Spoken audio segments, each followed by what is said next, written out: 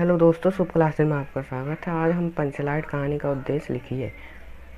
इसका प्रश्न, पंचलाइट कहानी का उद्देश्य लिखिए। आज हम बताएंगे पंचलाइट कहानी का उद्देश्य क्या है और हम इसके बाद सारांश भी बताएंगे पंचलाइट का। पंचलाइट कहानी में श्री फणीश्वर नाथ रेणु बदलते ग्रामीण समाज की एक झांकी प्रस्तुत करना चाहते हैं। भारत का ग्रामीण समाज आज तक भी टोलों और कबीलों में बंटा है।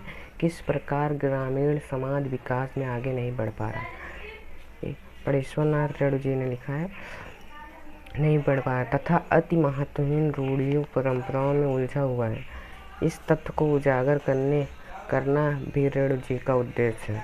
लेखक का उद्देश्य गांव की अशिक्षा, अज्ञानता तथा रूढ़वादिता को प्रकट करना है। ग्रामीण की अपनी समस्याएं हैं। गांव में एकता नहीं, टोलों में बंट गए हैं। लोगों में परस्पर ईर्ष्या और द्वेष है। वर्णवाद, जात बिरादरीवाद और ऊंच नीच की भावना ग्रामीण के रक्त में रम गई है। अंधविश्वासों ने गहरी जड़ जमा ली है। ग्रामीण जीवन की इन सब समस्याओं को इस कहानी में उठाया गया है और शिक्षा का प्रचार कर तथा ग्राम सुधार की भावना को जगाकर इन समस्याओं का समाधान खोजने के लिए पाठकों को प्रेरित करना इस कहानी का मूल उद्देश्य है। प्रस्तुत कहानी में लेखक अपने उद्देश्य को मार्मिकता से पाठकों के हृदय पर अंकित कर देता है। इसमें ग्रामीण अंचलों में पहुंचना तथा ग्राम सुधार की भावनाओं को जगाना इस कहानी का मुख्य उद्देश्य है। इस उद्देश्य की पूर्ति में कहानीकार को पर्याप्त सफलता मिली है। यह पंचलाइट कहानी क्लास 12 के 2010, 11, 12, 13, 14, 16, 17, 18 और 19 और 2020 में भी आया था। और चलो हम बताएंगे कि सारांश क्या है। हेलो दोस्तों, शुभ क्लासेस में आपका स्वागत है। हमारे चैनल सब्सक्राइब करने के लिए यूट्यूब पर क्लिक करें। आपको फिर ऐसे फीचर दिखाई पड़ेगा, उस पीले आइकन पर क्लिक करें और इस पर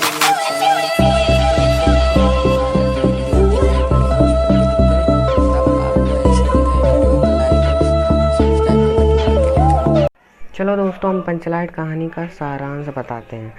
यह 2010 और 11 और 12 और 13 और 14 और 15, 16, 17, 18, 19 और 2020 में भी आया था क्लास 12 के।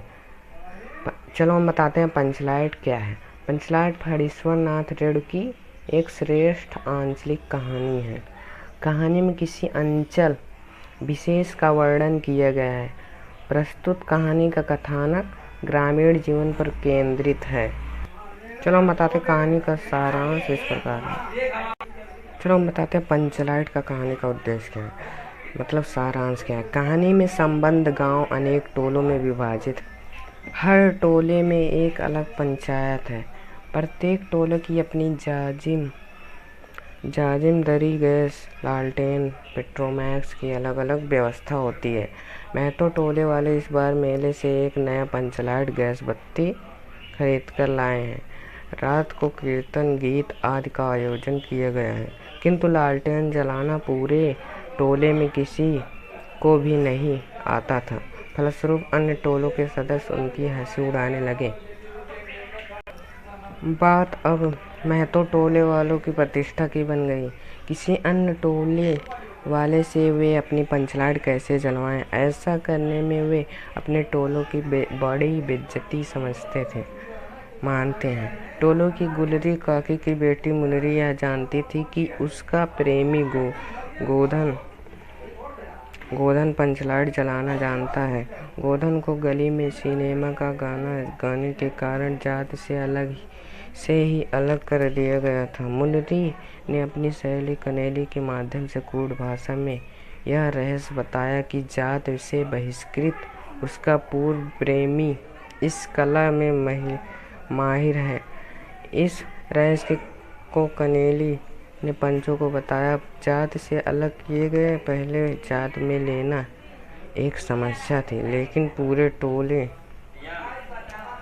की प्रतिष्ठा का प्रश्न होने के कारण पंचलाइट जलाने के लिए गोधन को अविलंब बुलाया गया। वह आया और उसने पंचलाइट जलाकर मोहल्ले की नाक नाक रख ली।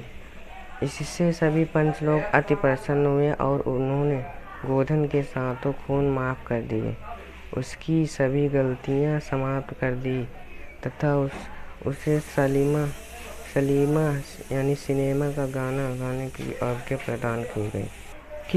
प्रदान की गई। पंचलैट जली कीर्तन हुआ तथा सभी ने गोधन की मुक्त कंठ से प्रशंसा की। गुलरी काकी ने भी गोधन को उस रात भोजन पर निमंत्रित किया। इससे गोधन एवं मुररी की गुप्त प्रीति पर भी जैसे समाज की मोहर लग गई। इस प्रकार यह कहानी अपनी आंचलिकता हेतु प्रसिद्ध है। पंचलाइट भी अति महत्वपूर्ण आंचलिकता की छाप में रोचक बन गए। मैं चाहता हूँ कि हमारा चैनल सब्सक्राइब और लाइक करें। धन्यवाद। आज के लिए बस इतना ही। अगले वीडियो में मैं कुछ अच्छे से अच्छे प्रश्न को ढूंढकर आपको दूंगा। धन्यवाद।